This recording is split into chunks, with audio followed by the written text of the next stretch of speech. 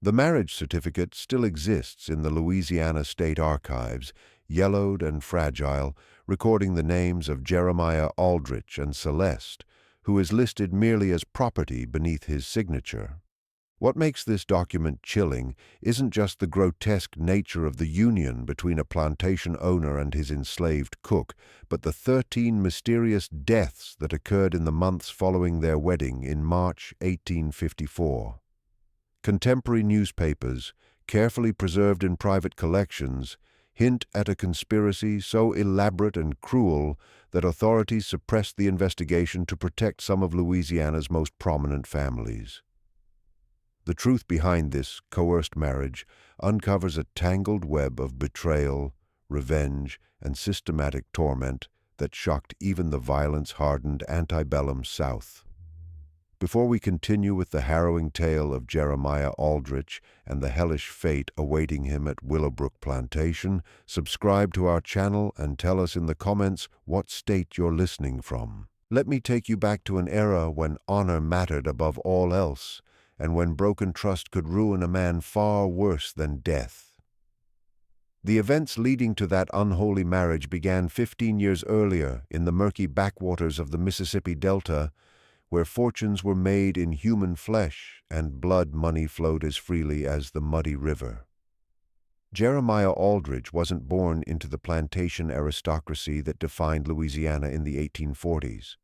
The son of a failed tobacco farmer from Kentucky, he arrived in New Orleans in 1839 with nothing but ambition and a willingness to engage in business ventures the more established gentlemen would avoid.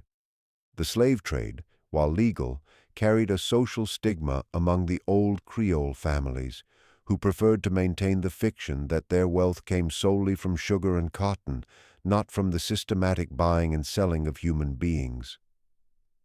It was in the sweltering summer of 1840 that Aldrich partnered with Marcus Devo and Samuel Rochelle, two men whose desperation matched his own ruthless ambition.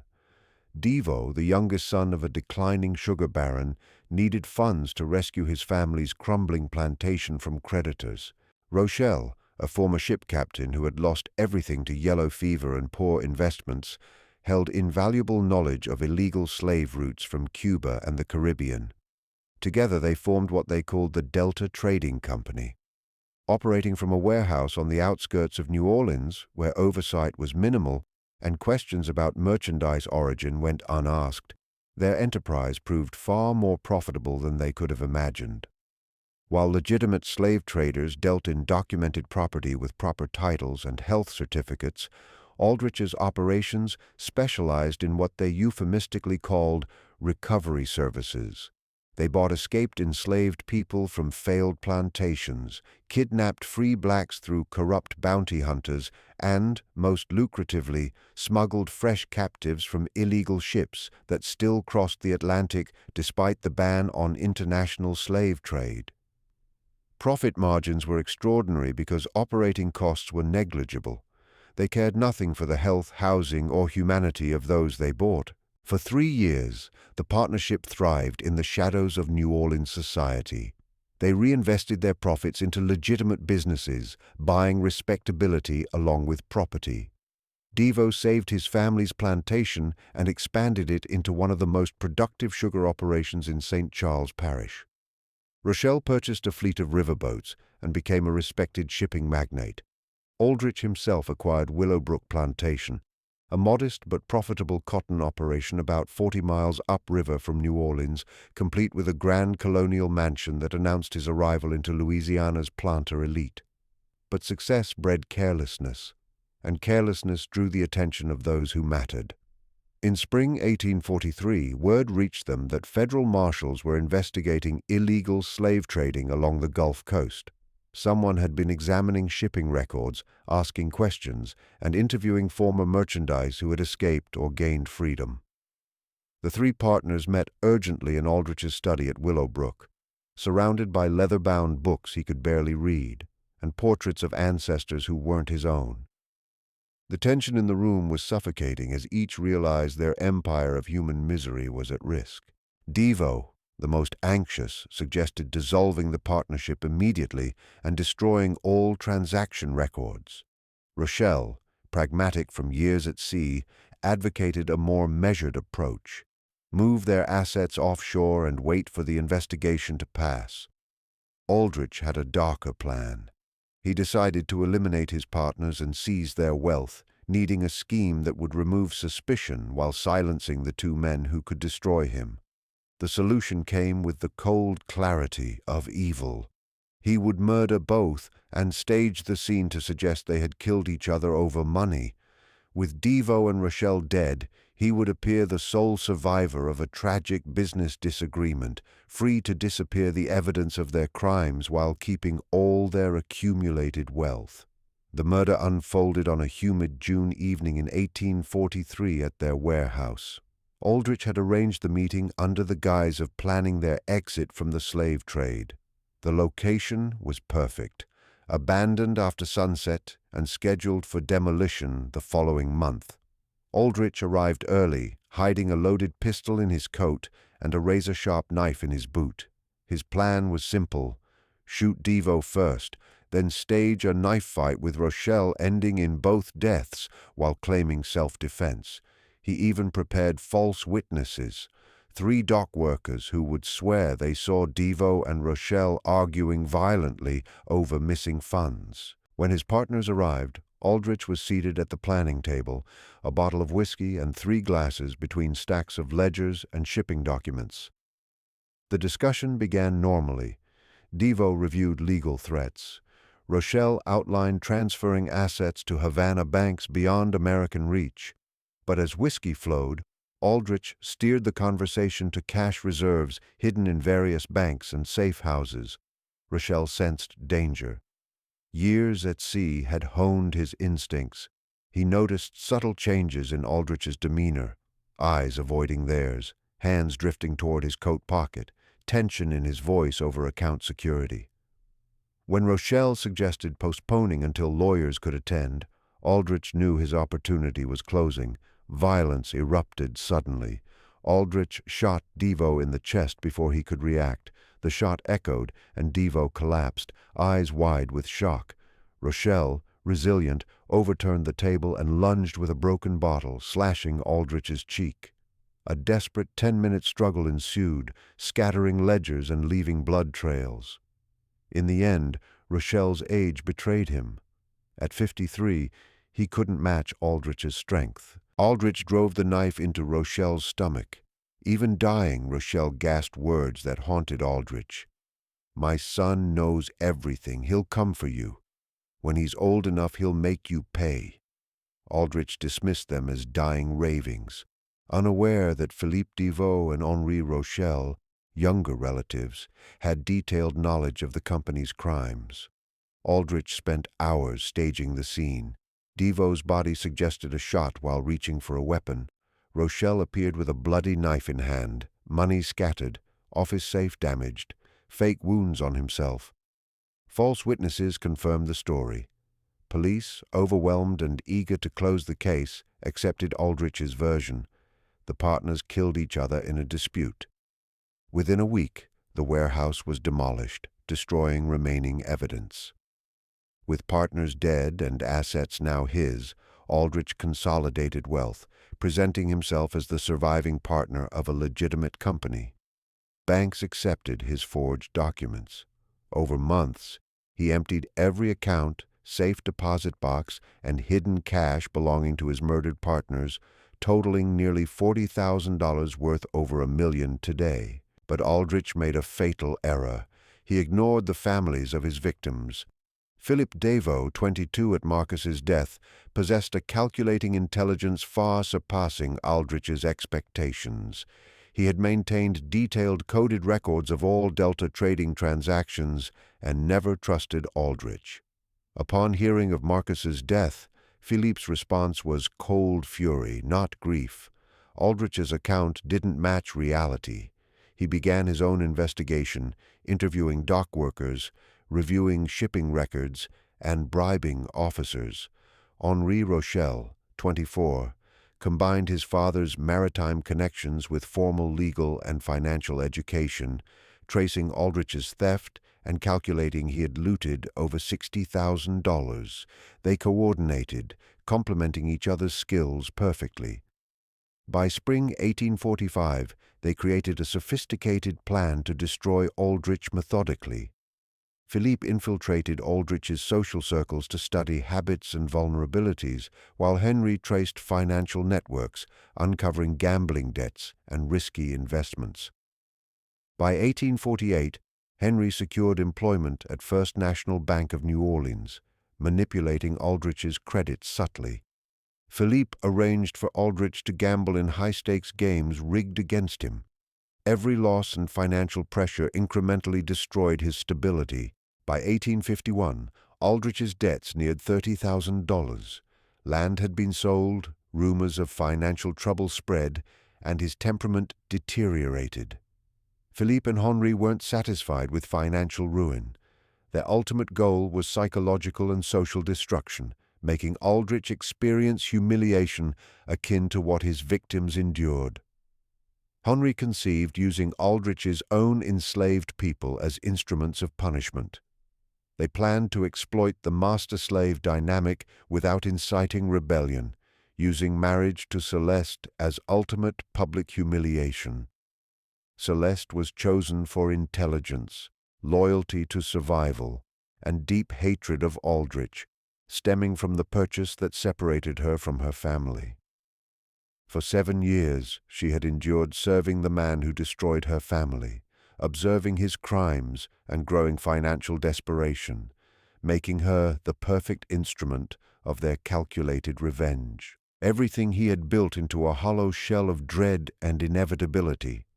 Celeste moved with quiet authority through the rooms, observing the plantation with the keen awareness of someone who had long endured injustice and now held the reins of power. Aldrich's former dominance seemed to evaporate as he realized that every detail of his life, from finances to daily routines, was now known to someone who intended to dismantle him methodically. She had memorized his habits, his health issues, and his favorite hiding places for money. She knew which foods would irritate his chronic stomach, the medications he took, and which rooms he frequented most often. This intimate knowledge made her the perfect ally for anyone planning to manipulate or torment him, and invaluable to Philippe and Henri's scheme. They approached Celeste with care, using intermediaries, free people of color who had legitimate reasons to visit plantations, avoiding any direct contact that might arouse suspicion. Through subtle communications and small payments for information, they gradually secured her trust. What they learned surpassed expectations. Celeste was not merely informed. She had been waging her own quiet psychological war against Aldrich for years, subtly worsening his ailments, damaging his possessions, and spreading rumors among the other enslaved workers about his financial instability. Her tactics were precise and deniable, designed to cultivate paranoia without overt evidence of sabotage. When Philippe and Henri finally revealed their identities and intentions, Celeste responded immediately and unequivocally. She would do everything necessary to bring down the man who had destroyed her life and murdered their relatives. Her only condition was freedom and safe passage to Canada, where she hoped to reunite with surviving family members. The men agreed, recognizing they had gained not just a tool, but a partner whose personal motivations perfectly aligned with their vengeance. Over several months, the final details of the plan were orchestrated. Aldrich would be driven to financial collapse through manipulated gambling losses and carefully timed calls on loans, leaving him vulnerable to a seemingly unavoidable choice: marry Celeste in a legal ceremony or face immediate ruin and possible death. The marriage would obliterate his social standing and allow Philippe and Henri to assert legal control through Celeste.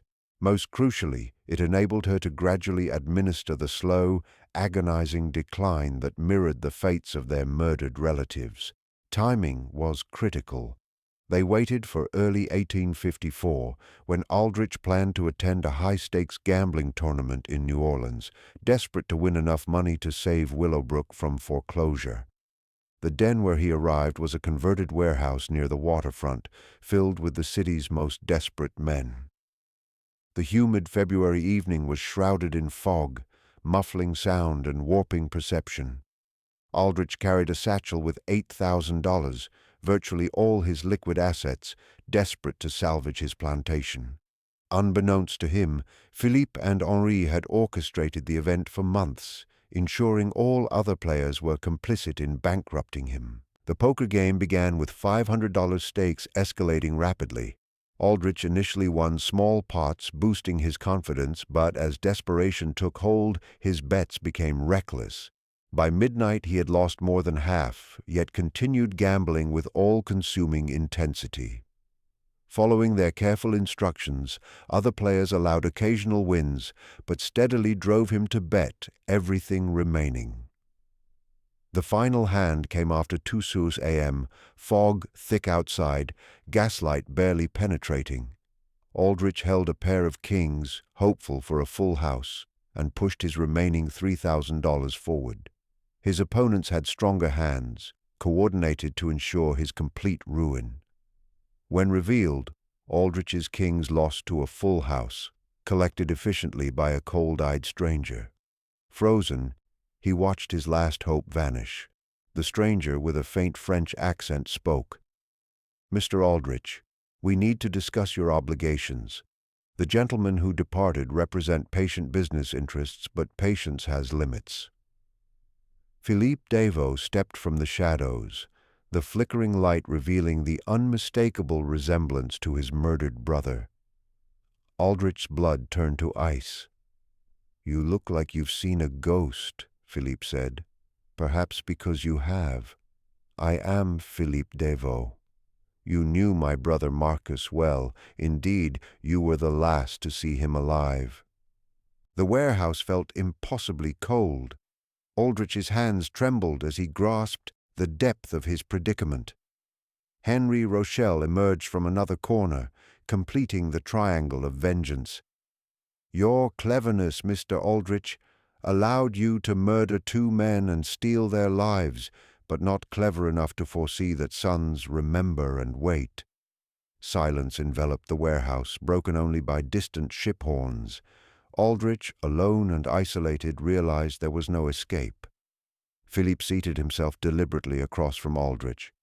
"We know everything," he said. "The Delta Trading Company, your illegal operations, the warehouse murders, forged documents, bribed witnesses, the systematic theft of all our fathers built. For 11 years you've lived on blood money." Henry produced a leather folder, spreading documents on the table, bank records, property transfers, correspondence with corrupt officials. Evidence was overwhelming. Aldrich recognized papers he thought destroyed, showing transactions only accessible through careful bribery and investigation. The sons had built a case capable of destroying him and implicating other prominent citizens unwittingly complicit in laundering his stolen wealth. "Now," Philippe continued, "we decide what to do. Turn this over to authorities or inform New Orleans society. Either would end poorly for you."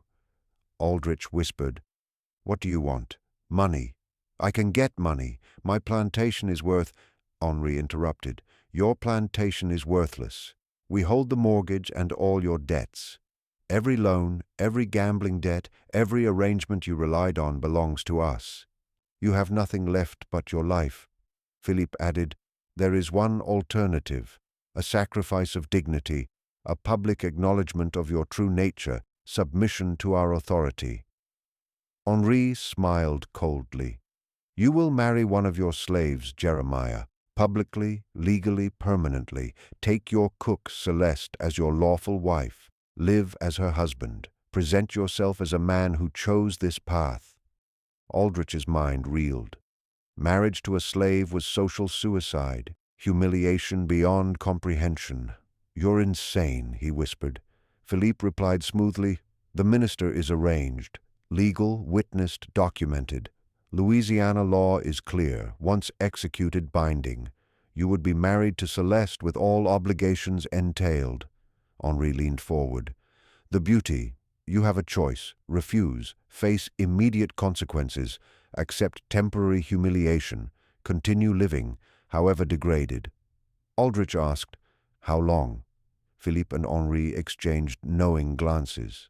"For the rest of your natural life," they said. "Given your age and health, it may not last as long as you hope. A slow death disguised as marriage, prolonged torment, yet survival. Immediate execution would have been swifter, but this was far worse." The marriage contract, proper and ready, was placed before Aldrich. The ceremony scheduled for Willowbrook, neighbors and associates informed he had embraced Christian charity by elevating a loyal servant. Aldrich's hands shook as he signed, powerless to escape. Philippe collected the contract.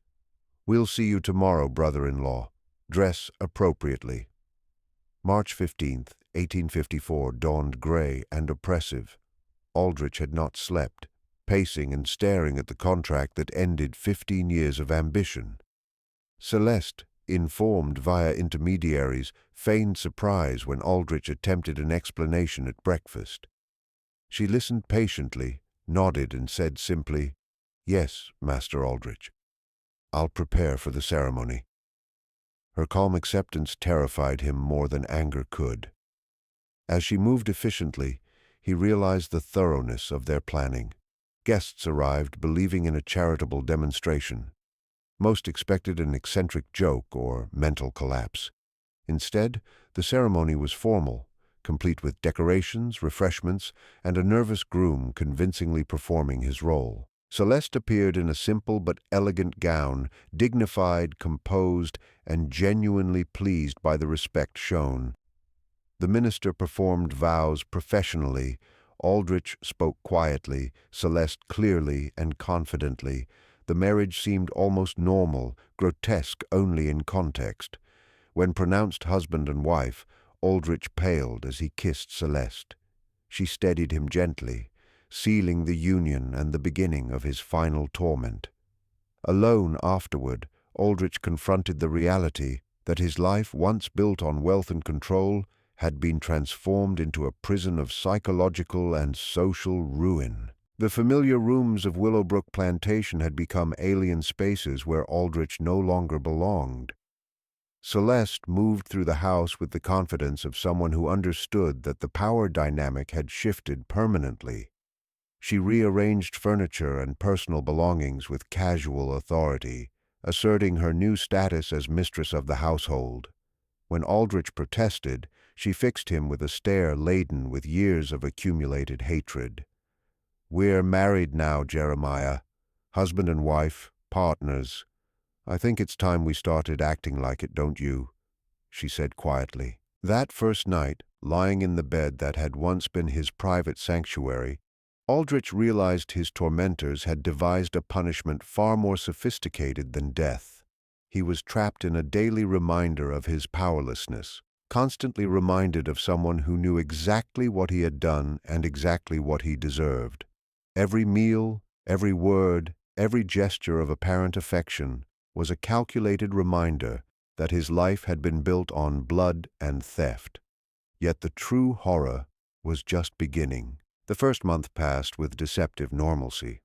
Celeste managed the household staff with firm authority, entertained visitors with poise, and maintained the social pretenses allowing Aldrich to preserve some vestige of respectability. To outsiders, the unlikely marriage functioned as well as any conventional union. But subtle changes filled Aldrich with growing unease. Breakfast coffee had a faintly bitter aftertaste. Evening meals, while exquisite, left him nauseated and fatigued. Headaches and dizziness worsened whenever he spent time near his wife. At first he attributed his symptoms to stress and humiliation, but as weeks passed, suspicion gnawed at him. Dr. Hamilton Warren, Willowbrook's longtime physician, confirmed Aldrich's worst fears. After examining him following a collapse during a business meeting, Warren explained that his symptoms were consistent with chronic poisoning, likely arsenic or a similar metallic toxin. Such poisoning, administered gradually, caused progressive digestive and neurological deterioration, and was invariably fatal without immediate intervention. Aldrich realized Celeste was methodically killing him, employing the same patient precision Philippe and Henri had used to destroy his finances and social standing. Confronting Celeste was impossible. Legally, his wife, seemingly innocent and protected by Philippe and Henri's oversight, she could deny any wrongdoing while his accusations would trigger immediate consequences from his tormentors. Aldrich resorted to extreme self-protection, preparing meals in secret, drinking only from a hidden well, sleeping in a locked guest room, yet even these precautions drew attention. Neighbors noticed his gaunt appearance, nervous behavior, and reluctance to eat. Rumors spread that he was losing his mind. Celeste's genius lay in psychological manipulation. When visitors expressed concern, she feigned worry and devotion. She prepared meals Aldrich refused, offered drinks he rejected, and acted as though his defensive behavior was proof of mental instability. His rational precautions appeared irrational, and attempts to explain his plight to Dr. Warren or trusted neighbors were dismissed as paranoia. No one could imagine that a formerly enslaved woman could execute such a sophisticated plot over months. By late spring 1854, Aldrich was trapped in a nightmare. Fully aware of Celeste's intentions, he was simultaneously regarded as insane. Every defensive action confirmed his alleged mental breakdown, reinforcing his isolation. The climax came at a dinner party celebrating their 3-month anniversary. Celeste invited the remaining neighbors, Dr. Warren, and other prominent locals. She presented a special wine, aged before their marriage, as a toast to their future.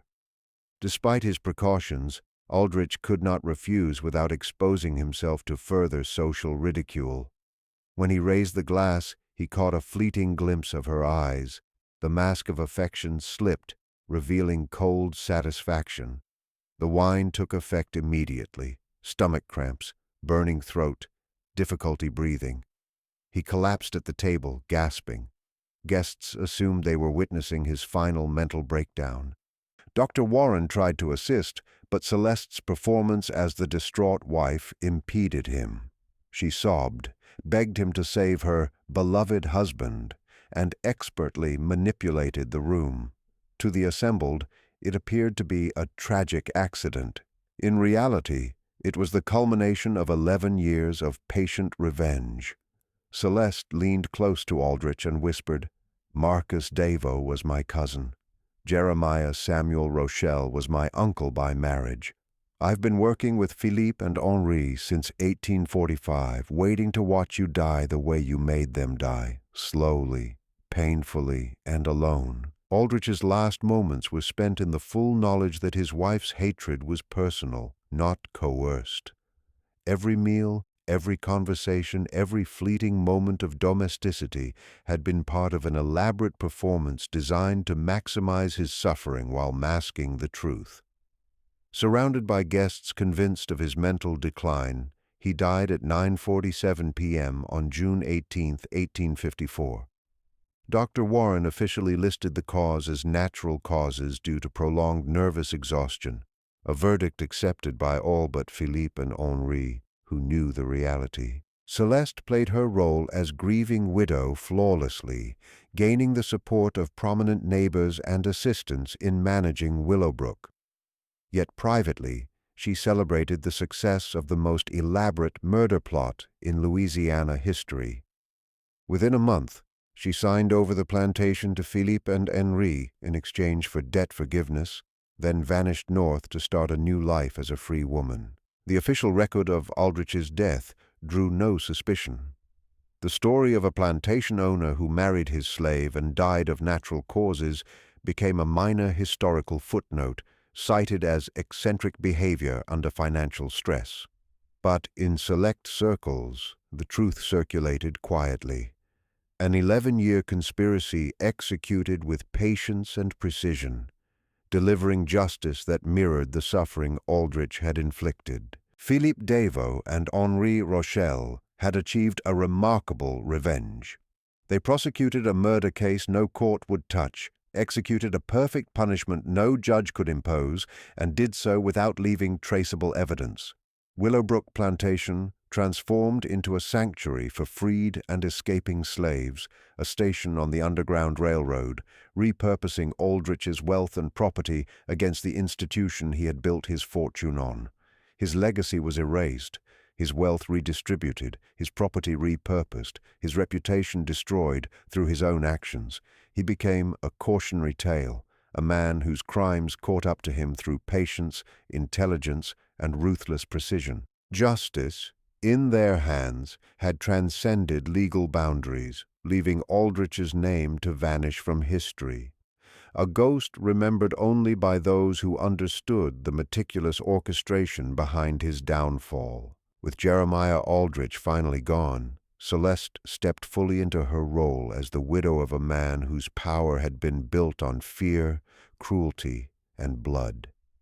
The immediate grief she displayed for neighbors and visitors was flawless, a performance so convincing that several prominent families offered assistance in managing Willowbrook Plantation. Yet behind closed doors, Celeste's mind was already turning toward freedom, justice, and rebuilding a life she had long been denied. Philippe Deveau and Henri Rochelle continued to guide the process quietly. They had anticipated every legal complication, ensuring that Celeste, as Aldrich's lawful widow, held ownership rights. But her inheritance came shackled with debts that had been carefully orchestrated to place her in direct negotiation with the two men who had orchestrated Aldrich's downfall. Within weeks, Celeste formally transferred the plantation to Philippe and Henri in exchange for the forgiveness of those debts. She walked away with enough funds and documentation to establish a new life far from Louisiana, her past as a slave and instrument of revenge now hidden behind the veil of legality. Willowbrook Plantation, once a symbol of Aldrich's cruelty and greed, underwent a remarkable transformation. Philippe and Henri converted the estate into a refuge for freed slaves and escapees, integrating it into the growing network of the Underground Railroad.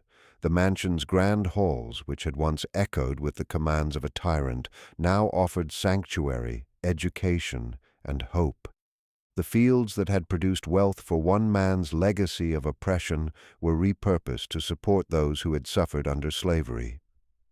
Aldrich's fortune, once amassed through exploitation and murder, became a weapon against the very institution he had profited from. Word of Aldrich's death and Willowbrook's unusual new purpose circulated quietly in New Orleans and the surrounding parishes. Officially, the plantation's operation seemed conventional, and the authorities, preoccupied with larger political tensions as the nation edged toward civil war, paid little attention. Locals who had known Aldrich noted the strange behavior of Celeste and the sudden disappearance of the former master's wealth, but no one suspected the intricate revenge that had been executed with such precision. For Celeste, the story was just beginning. Freed from the shadow of slavery and protected by her legal status, she traveled north, seeking her surviving children and forging a new identity. The trauma, loss, and cunning that had shaped her actions at Willowbrook were channeled into survival, independence, and empowerment. She became a living testament to patience, intelligence, and resilience in the face of unimaginable oppression. Philippe and Henri, meanwhile, continued to operate in Louisiana under the guise of respected businessmen. Their revenge had not only destroyed Aldrich, but also dismantled the social and financial systems that had allowed men like him to thrive. By redirecting his property and wealth toward humanitarian purposes, they had created a legacy that symbolized justice achieved outside the constraints of a legal system designed to protect the powerful. The story of Jeremiah Aldrich became a cautionary tale, whispered among families with ties to New Orleans' old elite. In public, he was remembered as an eccentric, failed plantation owner, undone by poor financial judgment and a bizarre marriage. In private, select circles recounted the full truth, a meticulously planned, 11-year campaign of justice executed with cunning, patience, and moral precision. Aldrich's crimes, murder, exploitation, and betrayal, had been met with a punishment perfectly calibrated to the suffering he had inflicted. Years later, Willowbrook Plantation stood as a monument to justice reclaimed. The mansion that had once enslaved and oppressed now nurtured freedom, hope, and opportunity. Philippe Davaux and Henri Rochel's orchestration of Aldrich's downfall and the plantation's transformation remained largely hidden from history, but among those who understood the story, it was hailed as one of the most remarkable acts of strategic and moral retribution in antebellum Louisiana. Justice, patience, and meticulous planning had erased a tyrant from history while creating a sanctuary for those he had once oppressed. Aldrich's memory faded, his legacy inverted, and his name whispered only in cautionary tones, ensuring that his crimes and the consequences of betrayal would not be forgotten, even if the world at large remained unaware. The tale of Willowbrook, Aldrich, Celeste, and the sons of Marcus Devo and Samuel Rochelle reminds us that sometimes the most profound justice is delivered not by courts or laws, but through intelligence, patience, and the determination of those who refuse to forget. The story of Jeremiah Aldrich, Celeste, Philippe, and Henri is more than a tale of revenge. It is a lesson in justice, patience, and the power of moral courage. Aldrich had spent his life building wealth through betrayal, murder, and the suffering of others, believing that power and fear would protect him forever. Yet his downfall proved that no fortune, no social standing, and no cunning can shield someone from the consequences of cruelty and injustice when the wronged remember, plan, and act with intelligence. Celeste's journey from enslaved cook to agent of justice reminds us that resilience and patience can turn even the most oppressed into instruments of change. Her actions, combined with the unwavering determination of Philippe and Henri, demonstrate that true justice often lies not in brute force or immediate revenge, but in strategy, knowledge, and moral clarity. The transformation of Willowbrook Plantation into a sanctuary for the freed, a place of hope and empowerment, shows that the consequences of wrongdoing can be turned into lasting good.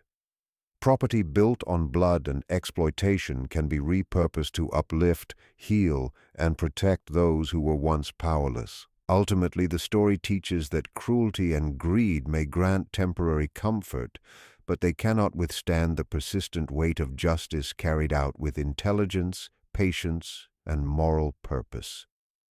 The deeds we commit leave echoes. Some will haunt us, some will empower others to rise.